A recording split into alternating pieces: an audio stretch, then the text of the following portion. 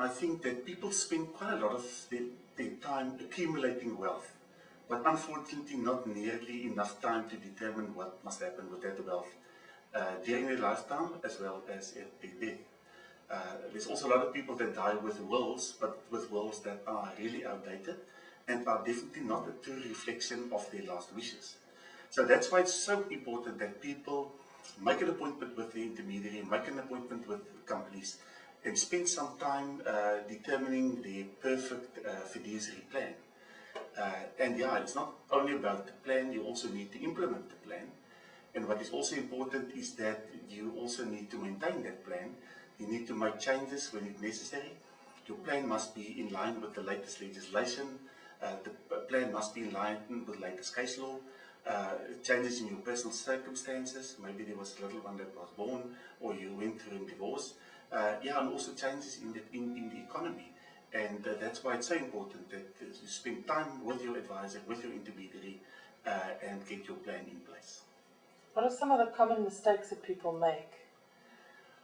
There's quite a lot of mistakes that people make, but I think the one is they don't test their wishes against numbers.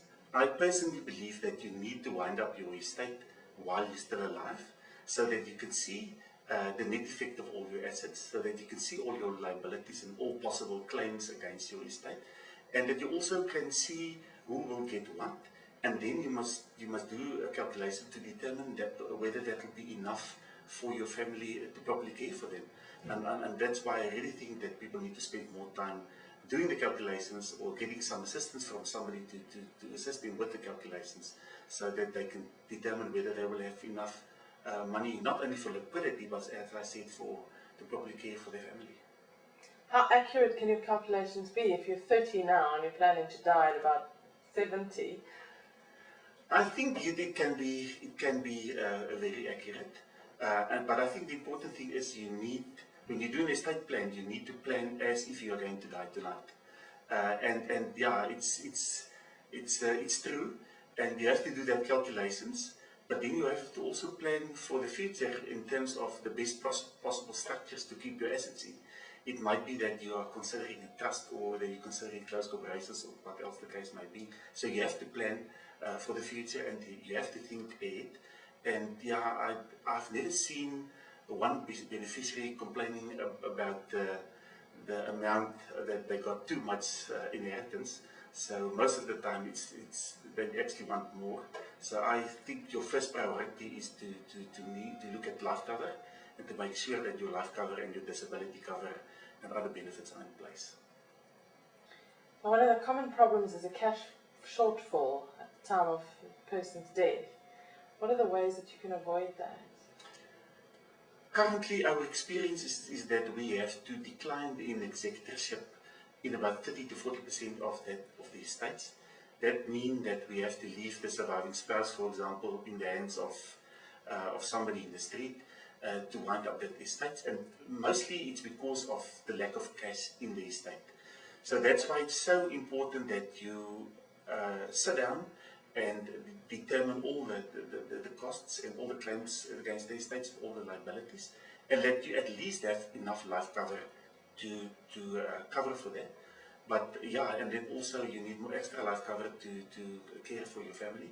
And as a starting point, I first will ask myself, how much do my wife need to survive or to have a nice living? And then I will work it back to capital. What amount of capital do I need? And then I will make sure that I take out life insurance. How's the hard times in the last couple of years affected people's planning for the future? People are cashing in policies and stuff like that. Yeah. Can they make amends for it now? Our experience is that when it comes to estate administration, that the value of the properties currently is lower than in previous years. We experienced a drop in the value of the share portfolios. It's also experienced that people are buying off policies, and the challenge is that what will happen if somebody passes away just after he surrendered his policy. So that will be a negative effect on the ones that are going to stay behind.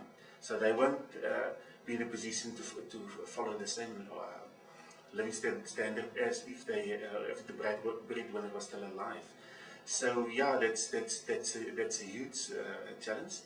And yeah, and the other challenge is maybe you surrendered your policy and then you picked up some health problems. So what will happen in the future? Maybe you become a diabetic and then you won't get life cover. So my appeal to the people is that if you have life cover, do everything possible to keep it.